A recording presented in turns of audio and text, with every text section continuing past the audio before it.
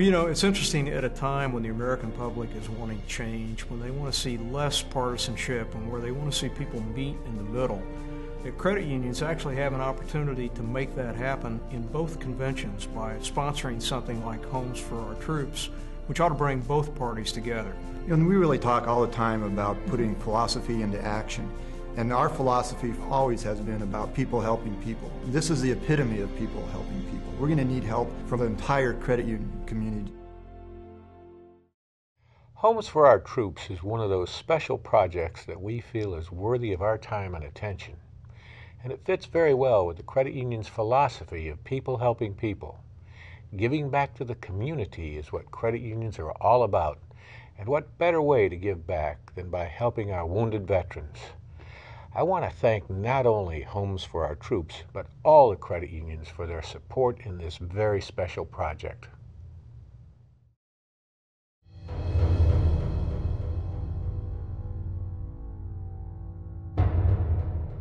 On October 21, 2004, while repairing a Black Hawk helicopter in Iraq, Sergeant Peter Damon lost both of his arms. One of the first things when I thought to myself when I woke up from this injury was, I mean, what did I get myself into? I worked my hands all my life, and now they're gone, and I'm never going to be able to, we're going to be homeless. Specialist Pizet Tan lost both legs to an insurgent's improvised bomb while serving his country. I mean, I was broke. I was broke down. My life was, there were days where I'd be like, I don't think I could go on.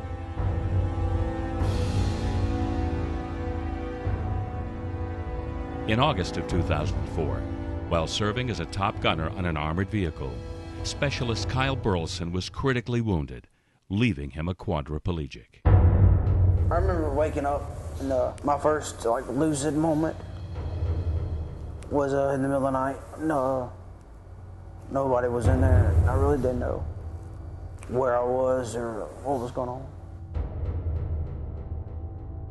I was working as a construction supervisor. I just saw some reports on TV about a soldier who had lost both of his legs in an RPG attack on a convoy.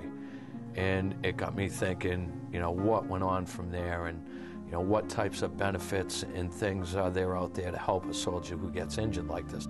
Basically, any residential home that's built in the United States is not built with somebody in a wheelchair in mind. So, I mean, that creates a tremendous problem.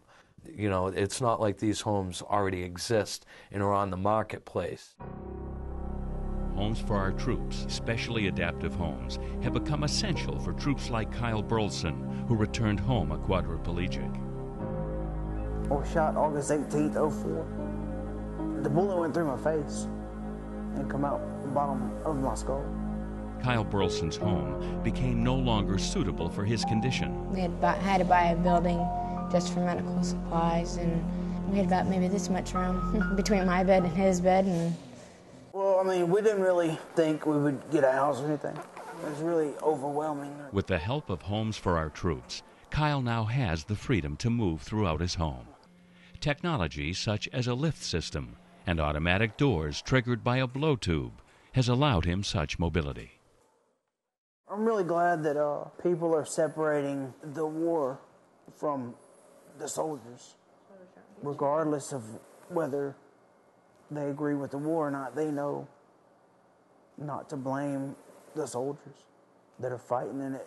These young men and women are fighting under our flag. They don't make policy. They really simply execute it, and they are deserving of our open hearts and, to the extent possible, our open checkbooks. Homes for Our Troops has served as a bridge from the amputee ward into normal life. There are hundreds of soldiers who will be needing help from across the country, and more are coming home each day with life-altering disabilities and injuries. Homes for Our Troops plans to be there for each and every one of them, making sure that at the end of the day, they have a place of their own they can call home. You know, supporting the troops, it's not a left thing, it's not a right thing, it's the right thing.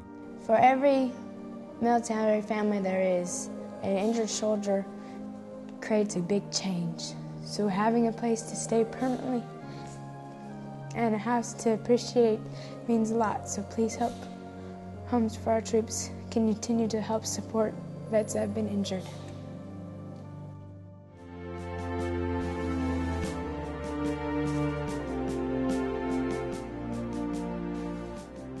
Well, we'd like to also think that the need the American people say they have for change really starts here. And what better change agents than credit unions to show that when it's all said and done, we can come together on something that doesn't have, as Mark says, a Republican or Democratic bent to it, but is really about a bigger purpose and a higher purpose, and that's helping the people that sacrifice their lives and put themselves on the line for us every single day, and that's our veterans. You know, we talk so much in the credit union level about people helping people. This is our opportunity to show the realness of that. This is really, truly what we do. And this is an opportunity for us to really help someone in each of our communities. Absolutely. And this project will benefit someone who has such severe needs. We talk about owning a home as being the epitome of being an American. Well, it doesn't do a lot of good if you don't have the physical capacity to use it. This is our chance to take someone who's made up close to the ultimate sacrifice as you can. They're returning to our communities. Let's help them.